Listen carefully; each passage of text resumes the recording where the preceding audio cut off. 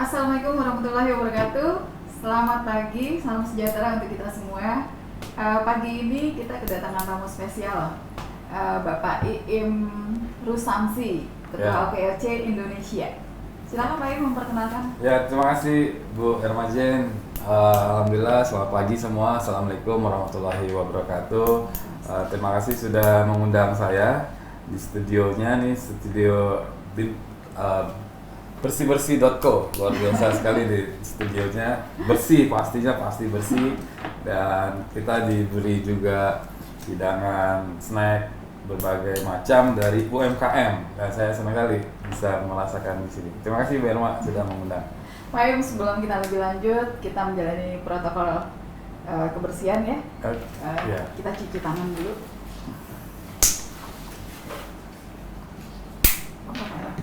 Ya, kita jalankan protokol kebersihan dengan 3M.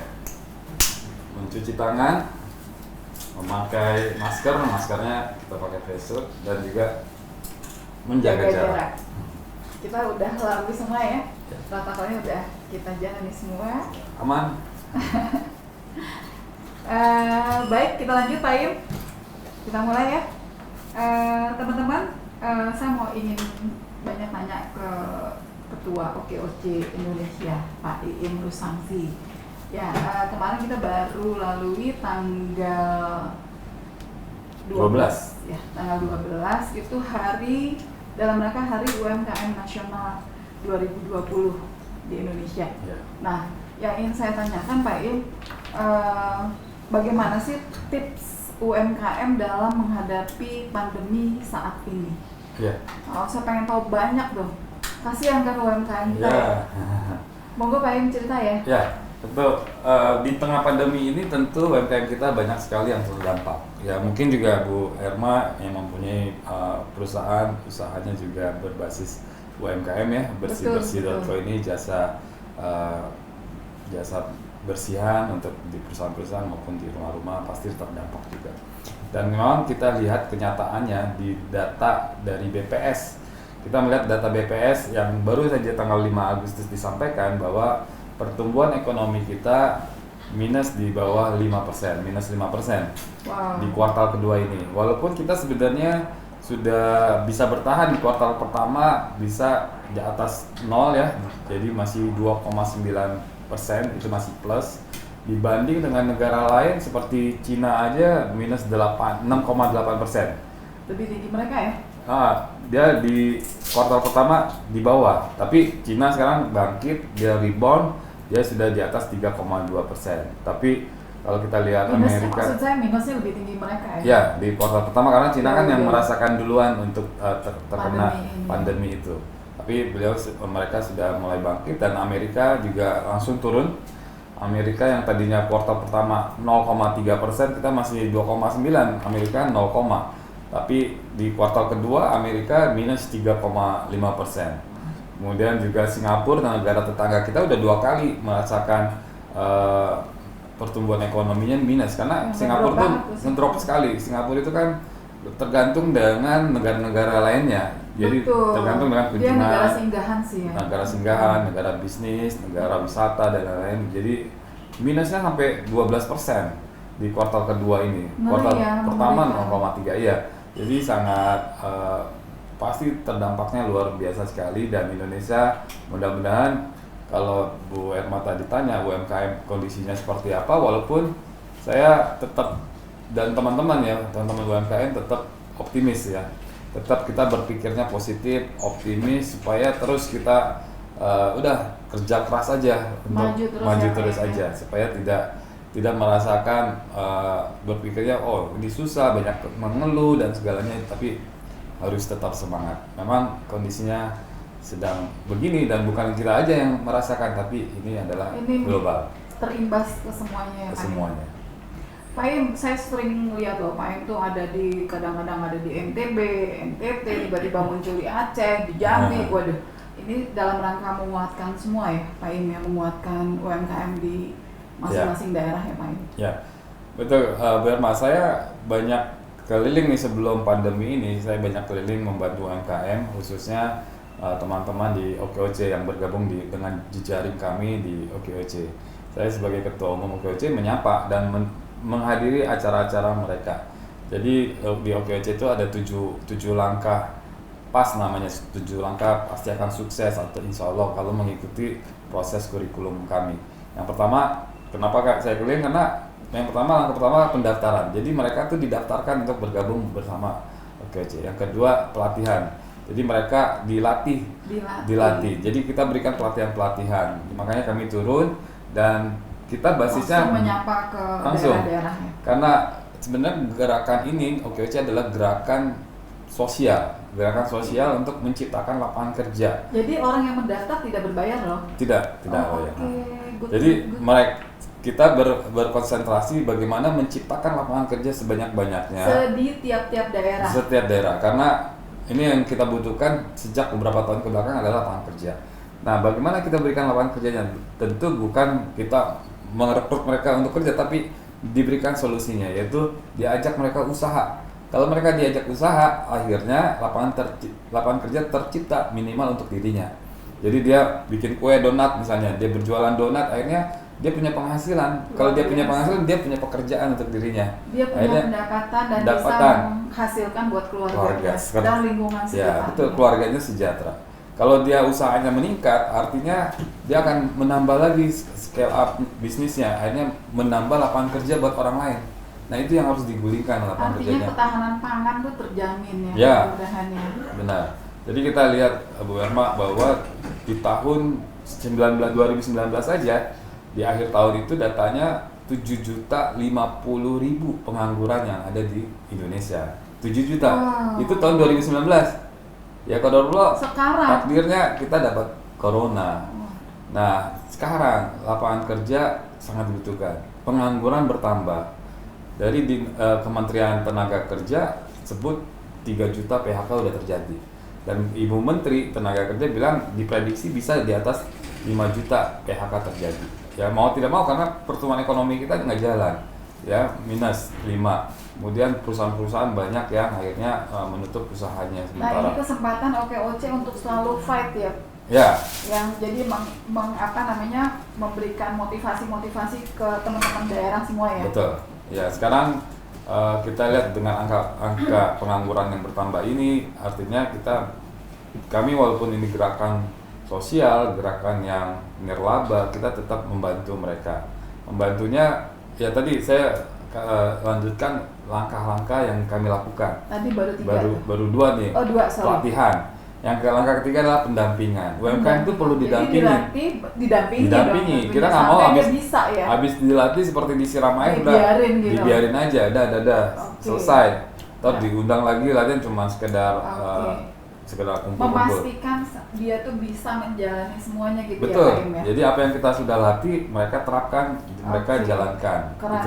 Itu ada pendampingan. Nah, makanya ini gerakan, sehingga kita butuh teman-teman penggerak di daerah-daerah. Jadi yang saya lakukan adalah memberikan training of trainer kepada para penggerak-penggerak, sehingga saya sudah tinggalkan daerahnya, mereka tetap menularkan. Mereka turun ke bawah membantu UMKM-nya. Sekarang jejaring kita udah lebih dari 400.000 UMKM. Masih banyak.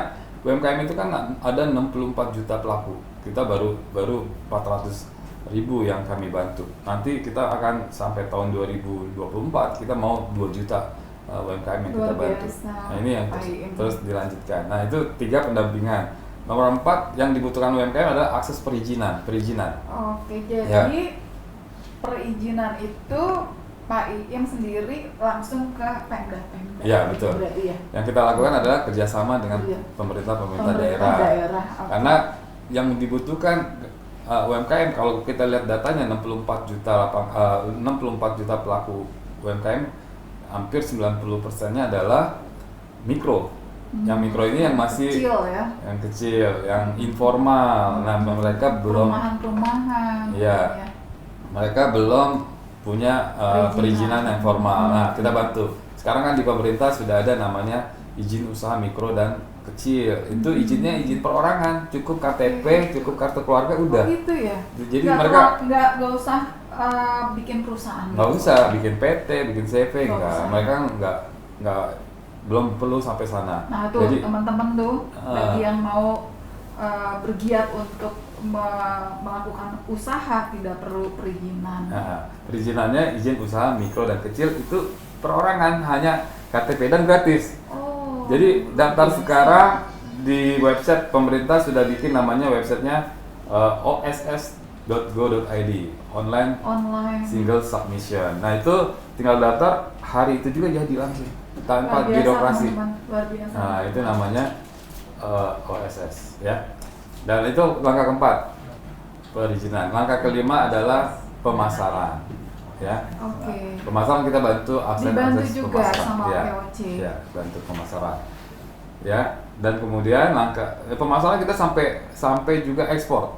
Kita juga banyak yang gerakan kita untuk membantu ekspor. Kita udah ada mitra-mitra di Singapura, di Malaysia, produk-produk UMKM yang kita bisa bantu ekspor. Dan sekarang adalah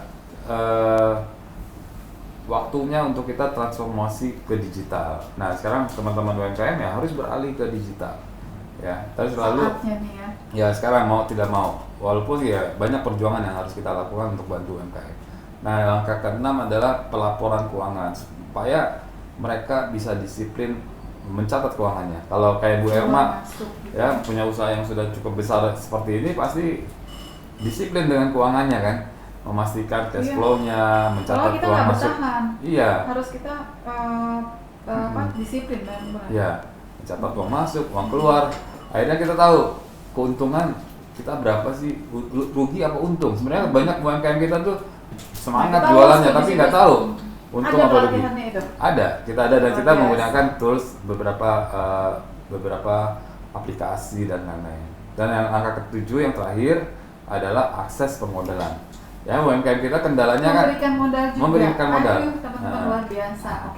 Yang diberikan akses permodalan. Jadi kita ada beberapa kerjasama dengan perbankan, dengan non-bank, juga ada dengan lembaga-lembaga sosial, dengan lembaga di daerah tempat ya. Ya, di daerah. Jadi kami yang menjahitkan lah, memperkenalkan, menjalin. Iya. Tapi buat teman-teman permodalan, mereka enak karena UMKM ini udah kita bantu, udah dilatih, sudah didampingi, izinnya jelas ada, kemudian produknya ada karena udah dipasarkan, laporan keuangannya udah lengkap, jadi udah tinggal terima jadi deh gitu. Jadi pihak alhamdulillah gitu dari awal sampai akhir didampingi terus sehingga mereka mandiri ya. Sehingga mereka mandiri. Justru pas saat kita tawarkan butuh modal nggak Pak, karena dari usaha yang jalan udah cukup gitu. Jadi muterin uangnya, disiplin. Gitu. Biasa sekali. Nah itu yang dilakukan oleh kami di Okoc. Nah tadi Bu Erma nanya tentang tipsnya, saya akan sampaikan tipsnya setelah ini itu. Oke gini, kita menanti tips. Nah berikutnya adalah gini Pak, rasanya nih kalau teman-teman setelah didampingi kan memang pandemi ya, terimbas ya memang. Tapi kita kreatifnya tinggi loh Pak. Ya. Saya ngerasain begitu ya. Iya betul. Pokoknya semua kreatifnya tinggi loh, muncul tiba-tiba tuh yang jualan. Saya sendiri Pak, saya jago masak nih sehingga nggak mau ketinggalan deh. Saya bikin kayak ini cemilan tuh saya jualan juga. Kita teman-teman juga di sana kayaknya kreativitasnya tinggi banget ya Pak. Iya betul. Nah kita lihat dampaknya memang kan sangat terdampak UMKM kita. Tadi saya baca di data kementerian 47% UMKM kita tutup, bangkrut gitu ya datanya. Kemudian PHK yang terjadi bisa lebih dari 3 juta PHK terjadi. Tapi Ibu Menteri bilang bisa nanti ke depan ini bisa lebih dari 5 juta PHK. Artinya kalau tahun 2019 7 juta pengangguran ditambah lagi 5 juta, udah di atas 12%, 12 juta pengangguran. Ya, ini yang sangat khawatirkan. Nah, yang tadi Bu Erma bilang UMKM itu harus kreatif, harus inovasi. Dia berasa nggak sih Pak? Ya, saya lihat. Karena gini, kalau kita lihat data pengangguran bertambah, mereka yang kena PHK, tapi kan mereka mau tidak mau harus mempunyai tanggung jawab untuk membiayai kebutuhan rumah tangganya. Nah mau tidak mau semuanya akhirnya yang paling gampang adalah berjualan, kembali jualan, gitu. Mereka tinggal belajar di Google, cari di YouTube, bagaimana membuat donat, udah bisa buat sendiri di rumah, akhirnya bisa Iya, berjual. Itu yang dilakukan sekarang banyak. Dan makanya tips saya yang pertama adalah transparan terhadap kondisi saat ini, transparan sama keluarganya, ya bahwa kondisinya seperti ini, bahwa transparan sama teman-teman bisnisnya, partner-partnernya, sama karyawannya, bahwa keadaannya seperti ini. Yang pertama itu paling penting adalah transparan. Yang kedua berubah, ya. Mau berubah. Gitu ya karena Challenge gitu challenge-nya adalah mereka berubah, harus adaptif, bahwa harus beradaptasi dengan keadaan-keadaan saat ini. Ya misalnya yang tadinya dia bisnisnya adalah travel susah sekarang. Misalnya dia travel penjualan tiket dan lain-lain. Ya udah berubah, saya jualan makanan karena sekarang kebutuhannya adalah makanan. Iya, Ya bisnis yang tetap berjalan adalah makanan. Ya dia berubah misalnya. Nah yang ketiga adalah cari ide, ya ide baru, cari ide baru, ya kreativitas, cari ide baru, bereksperimen juga nggak apa-apa, tapi yang penting cari idenya, ya. harus berani mencari ide, mencoba idenya. Nah dari ide-ide itu akhirnya bisa menghidupi usahanya, ya. Dan ide itu harus terus ditukar pikirkan dengan teman-temannya, dengan timnya, sehingga ide-ide itu muncul, jangan didiamkan sendiri. Nah yang keempat adalah anggaran kita harus tetap jaga nih, anggaran yang kita sudah susun mungkin ya tahun lalu, kita udah secara bisnis tahun lalu udah kita susun, tahunnya berubah semua, ya udah disesuaikan anggaran yang ada. Cepat-cepat ya, kita beralih gitu ya Pak ya. Ya. Jadi kita tahu situasi kondisinya yang begini, kita cepat-cepat beralih. Ya, harus berhemat ya. Kalau kita punya piutang ya dikejar piutangnya. Kemudian kalau kita punya stok barang ya stok barangnya harus dijual gitu. Terus harus mencari sumber-sumber permodalan. Nah itu harus ketat juga. Kita harus pengen gimana caranya jangan diam di posisi kondisi kayak gini ya Pak ya. Betul. Yang sekarang kondisi kayak sekarang adalah ya udah cash is king gitu. Ada uang cash yang paling penting buat kita supaya kita bisa putar dan untuk kebutuhan. Nah tuh teman-teman sekalian bisa dengarkan, saya senang banget loh. Pagi ini kita bisa ngobrol langsung dengan Pak Iim, kita banyak masukan-masukan sehingga saya motivasi saya timbul nih. Pak Iim, kita sambil makan ya. Oh iya, santai aja. Nggak apa-apa dibuka facialnya untuk bisa makan, takutnya nggak bisa makan. Kita jaga jarak. Nah,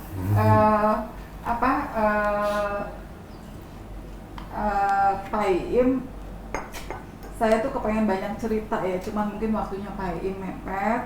Nah, saya juga senang teman-teman diundang. Semua kita diundang di kantornya bersih-bersih.co.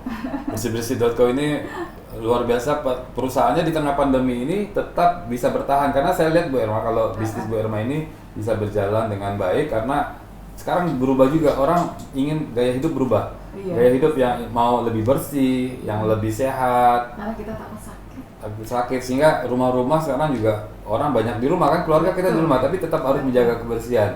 Nah jasa dari perusahaan Bu Irma ini sangat dibutuhin. Saya lihat angkanya memang secara bisnis yang masih tetap bisa berjalan ya, yang tadi Bu Irma bilang pangan, pertanian, makanan, terus jasa ini nih, Infocom nih. Ini jasa-jasa jual alat-alat informasi, komunikasi itu juga tinggi sekarang. Nah, tapi jasa kebersihan, jasa kesehatan itu tinggi juga. Alhamdulillah luar biasa Pak Im. Jadi sedikit menceritakan untuk bersih-bersih.co teman-teman.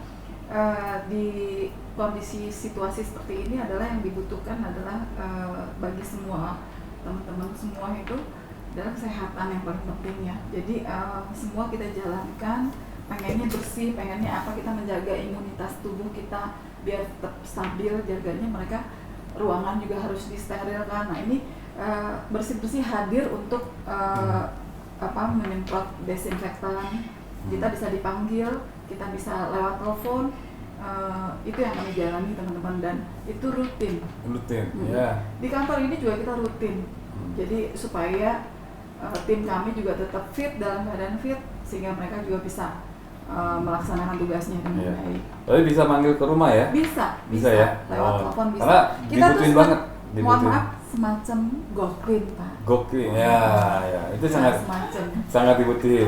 Tapi kita bersih-bersih.co gitu. Ya, bersih-bersih.co ini sangat dibutuhkan dan saya yang paling senang Bu Elma, bersih-bersih.co ini berarti kan menyerap lapangan kerja banyak juga. Betul. Penyerapan lapangan kerja ini luar biasa. Tim kami siap standby segera bila mana dibutuhkan. Jadi untuk perkantoran, untuk perumahan dan untuk semua kita bisa kondisikan karena memang sangat dibutuhkan. Lapangan kerja yang paling penting lapangan ya, kerja. kita bantu buat Kita orang lain. penyerapan lapangan kerja. Kurang lebih saya, mohon maaf ya Pak ya, saya bisa biar bisa memotivasi teman-teman semuanya bahwa penyerapan lapangan kerja di Bintang Karya Sarana itu kurang lebih setiap bulannya pasti ada aja yang masuk. Dan kita total semua karyawan ada kurang lebih 3.000-an. 3.000, wah luar biasa. Di tengah pandemi ini tetap bisa bertahan hingga 3.000 setiap bulan. Kita tetap semangat bahwa di balik kesusahan pasti ada kemudahan. Nah, kita mencari kemudahan-kemudahan itu. Gitu Pak Im. Ya, luar biasa nih UMKM jadi termotivasi juga dari cerita bersih-bersih nih PT. Harus tetap semangat. Bintang Karya Jangan pernah Sarana, direkturnya Ibu Erma. Terima kasih Pak Im mau ngobrol pagi ini. Saya senang banget. Terima kasih banyak, sukses Bu Erma. Nanti lain kali kita lanjut ya Pak pasti. Im ya. Sukses. Terima kasih teman-teman. Kita sudahi saja obrolan pagi ini. Wassalamualaikum warahmatullahi wabarakatuh. Waalaikumsalam. Semangat.